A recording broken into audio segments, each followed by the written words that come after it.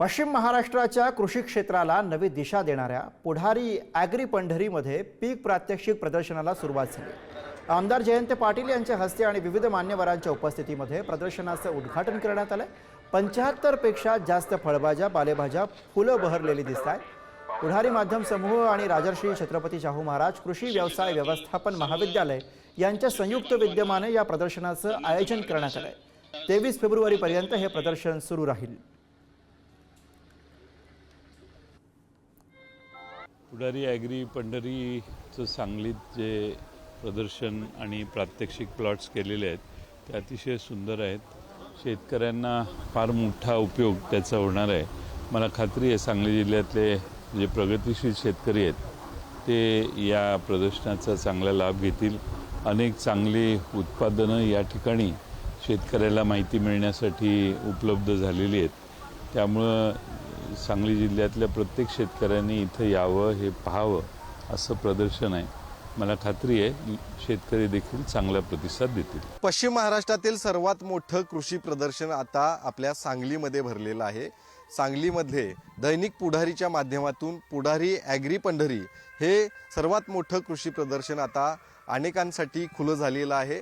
खरं तर या कृषी प्रदर्शनाचं एक खास वैशिष्ट्य म्हणजे 75हून अधिक फळभाज्या, फुले, अधिक त्याशिवाय विविध पिकं आपल्याला लाईव्ह या ठिकाणी पाहायला मिळणार आहेत। त्याचे प्लॉट्स जे आहेत ते पाहायला मिळणार आहेत आणि तेच प्लॉट्स माझ्या मागं आपल्याला पाहायला मिळत असतील तर हे झेंडूचं पीक आहे जे विविध पद्धतीचं जवळपास 11हून अधिक प्रजाती याच्या आहेत आणि त्याच या ठिकाणी डौलानं उभ्या आहेत, ज्या प्रत्येक प्रदर्शन पाहण्यासाठी येणाऱ्या शेतकऱ्यांचं स्वागत करण्यासाठी खरं तर या ठिकाणी उभ्यात असं म्हणावं लागेल। आणि या संपूर्ण प्रदर्शनात केवळ ही झेंडूची फुलं नाहीत तर अशा पद्धतीनं विविध फळभाजे आणि विविध पिकं जी आहेत ती पाहायला मिळणार आहेत। आपण बाजूला जरी बघितले तर काकडीचे एक मोठा प्लॉट देखील पाहायला मिळतोय। जर दूरपर्यंत नजर टाकली तर मक्याचं उत्पादन असू दे, कोबीज असू दे, शिवाय वेगवेगळे प्लॉट्स जे आहेत ते आपल्याला या ठिकाणी प्रत्यक्षात पाहायला मिळणार आहेत, ज्या प्लॉटच्या माध्यमातून कशा पद्धतीनं वेगवेगळ्या कंपनींची औषधं वापरून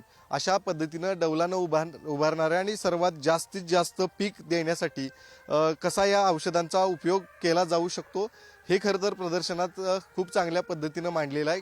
2 महिन्यापूर्वी हे सगळे प्लॉट जे आहेत ते तयार करण्यात आलेले आहेत आणि त्यानंतर आता हे प्रदर्शन सर्वांसाठी खुलं झालेलं आहे। तर प्रत्यक्षात अशा पद्धतीचे प्लॉट दाखवून कशा पद्धतीने आपण ते औषध फवारणी करून एवढं चांगलं उत्पादन घेऊ शकतो याचं हे उदाहरण म्हणावं लागेल। खूप सुंदर, कारण अतिशय सुंदर पद्धतीनं बाग केलेली आहे। कारण मी बघतो की बाबा आपल्या रोजच्या खाण्यातल्या ज्या काही भाजीपाला, फळं, परत फुलं वगैरे ते पण सगळे आहे एक सिस्टमॅटिक पद्धतीने सगळं डेव्हलप केलेलं आहे। तिकडं स्टॉल मांडला, इकडे फुलं, परत इकडे रानभाज्या आहेत, पालेभाज्या आहेत। अतिशय सुंदर पद्धतीने व्यवस्थित केलंय। मनात अशी इच्छा होती की बाबा आपण पण शेती करावी अशी।